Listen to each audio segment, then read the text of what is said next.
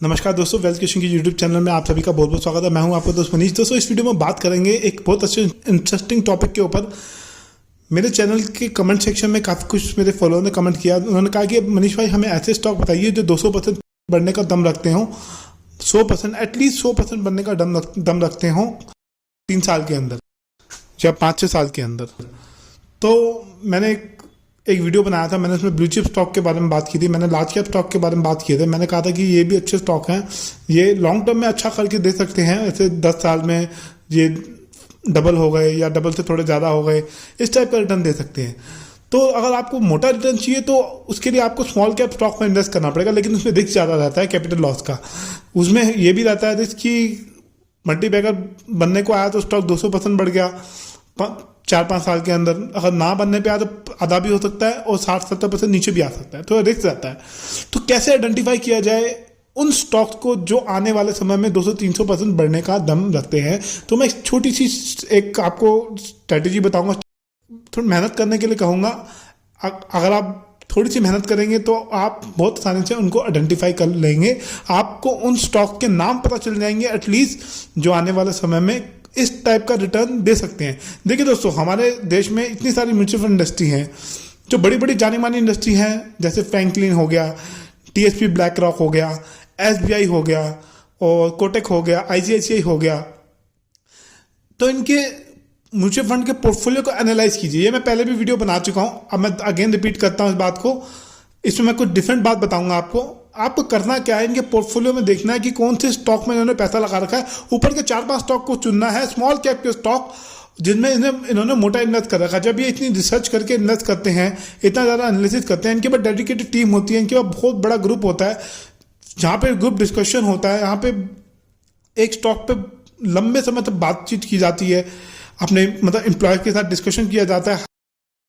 जिन्होंने high level की education हासिल की है उनको हायर करते हैं, वो रिसर्च करते हैं दिन रात, बैलेंस शीट को एनालाइज करते हैं, फाइनेंशियल स्टेटमेंट और क्वार्टर रिजल्ट को एनालाइज करते हैं और इन्वेस्टर प्रेजेंटेशन को रीड करते हैं, कंपनी के फ्यूचर प्लान देखते हैं। मतलब हर एक एक्सपेक्ट पे ये काम करते हैं, मतलब हर पहलू को देखते हैं। उसके बाद ये किसी डिसीजन पे पहुंचते हैं कि इस स्टॉक को हमें अपने पोर्टफोलियो में रखना है या दोस्तों नहीं रखना है।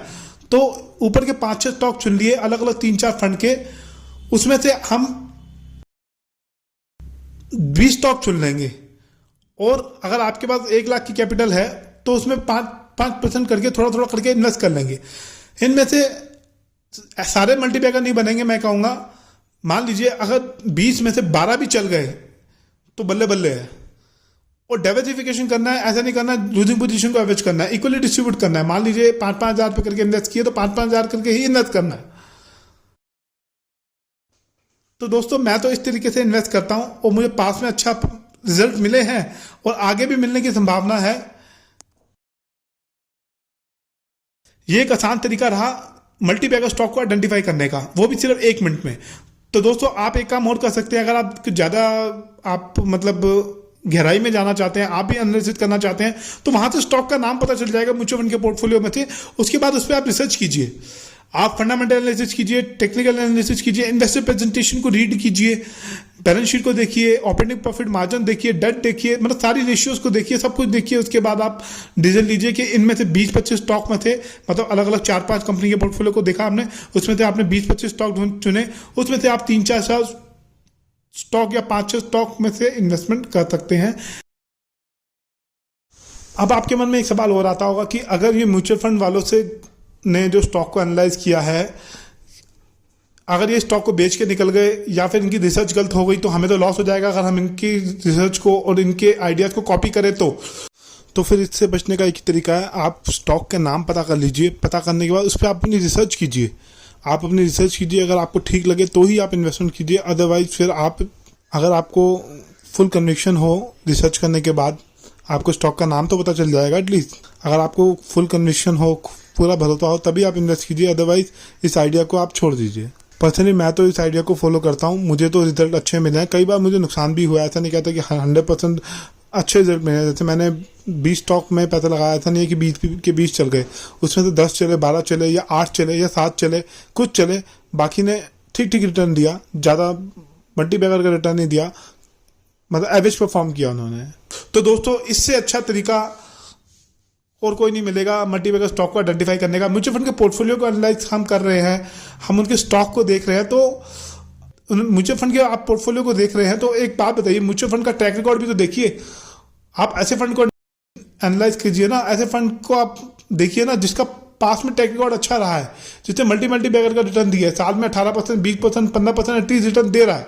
तो आप इसके पोर्टफोलियो को रेगुलर बेसिस पे एनालाइज कीजिए। मैं आपको एक तरीका और बताता हूँ, आप एक काम कीजिए, जो म्यूचुअल फंड आपको अच्छा लग रहा है ना उसमें आप थोड़ी कैपिटल जैसे 1000 पे या 2000 पे करके आप इसमें इन्वेस्ट कर दीजिए। और उससे क्या होगा कि जिस म्यूचुअल फंड में आपने इन्वेस्ट किया जो आपको अच्छा लग रहा है, जिसको किसी के भी अच्छे 5 स्टार मिले हुए हैं, जिसकी परफॉर्मेंस भी अच्छी है, जिसका फंड मैनेजर भी अच्छा है, सब कुछ अच्छा है। म्यूचुअल फंड को कैसे आइडेंटिफाई किया जाए अच्छे, इस पर मैंने पास में अच्छी वीडियो अपलोड किए हैं, आप उसको चेक कीजिए, आपको पता चलेगा कि म्यूचुअल फंड अच्छे कैसे आइडेंटिफाई किए जाते हैं। उसके बाद फिर आप आगे का वीडियो कंटिन्यू कीजिएगा। मैं कुछ और बताना चाहता हूँ आपको। तो देखिए दोस्तों, ऐसा है जैसे आपने म्यूचुअल फंड को बाय कर लिया जो अच्छा है, 3-4 म्यूचुअल फंड बाय कर लिए, थोड़े पैसे लगेंगे आपके 20-1,000 या 10-15 हज़ार लग जाएंगे। म्यूचुअल फंड में इन्वेस्ट कर दीजिए और उसकी आपको जो रजिस्टर्ड मेल आईडी है उस पर आपको रेगुलर बेसिस पे मेल आएंगे, आपको बताया जाएगा कि अब हमने पोर्टफोलियो में ये चेंज किया है, ये स्टॉक है हमारे पोर्टफोलियो में। एक एक्सेल शीट आपके पास आ जाएगी। जैसे मेरे पास म्यूचुअल फंड में मैंने इन्वेस्टमेंट करके अराउंड मेरे पास 10-15 म्यूचुअल फंड है, उनकी मेरे को रेगुलर बेसिस पे मेल आता है क्वार्टरली। वो बताते हैं कि हमने ये चेंजेस किए, अब हमारा पोर्टफोलियो ये है। तो आप एनालाइज कर सकते हैं, आप देख सकते हैं उन्होंने कौन से स्टॉक को होल्ड किया, कौन से स्टॉक को ऐड किया है, कौन से स्टॉक से एग्जिट किए हैं, वो आपको पता चल जाएगा। तो आप भी अपने पोर्टफोलियो में शफलिंग कर सकते हैं, चेंजेस कर सकते हैं उस हिसाब से जिस हिसाब से वो कर रहे हैं। एक ये भी तरीका हुआ। इसमें दोस्तों होगा ये कि आपको एटलीस्ट स्टॉक पता चल जाएंगे अच्छे, जो फंडामेंटली स्ट्रॉन्ग स्टॉक है, जिसपे म्यूचुअल फंड वाले काफ़ी ज़्यादा भरोसा करते हैं, काफ़ी ज़्यादा रिसर्च करके जिन्होंने उनमें पैसा लगा रखा है। जिस हिसाब से वो चेंजेस कर रहे हैं उस हिसाब से आप भी अपने पोर्टफोलियो को चेंजेस कर सकते हैं। आपको ऊपर के 4-5 स्टॉक को चुनना है, आपको नीचे के स्टॉक भी अच्छे हैं उसको भी आप एनालाइज कर सकते हैं, लेकिन ऊपर के 4-5 चुनेंगे जिसमें ज़्यादा पैसा लगा रखा है, जिसपे उनको ज़्यादा भरोसा है, तो वो ज़्यादा ठीक रहेगा। मैं तो ऐसे ही करता हूँ पर्सनली। तो दोस्तों ये आसान तरीका हुआ मल्टीबैगर स्टॉक को आइडेंटिफाई करने का। बाकी दोस्तों ये वीडियो एजुकेशन पर्पज़ के लिए था, कोई रिकमेंडेशन नहीं है बाय सेल होल्ड की। आप अपनी फाइनेंशियल प्लानर, फाइनेंशियल एडवाइजर से डिस्कस करने के बाद ही किसी स्टॉक में इन्वेस्ट कीजिएगा। धन्यवाद दोस्तों।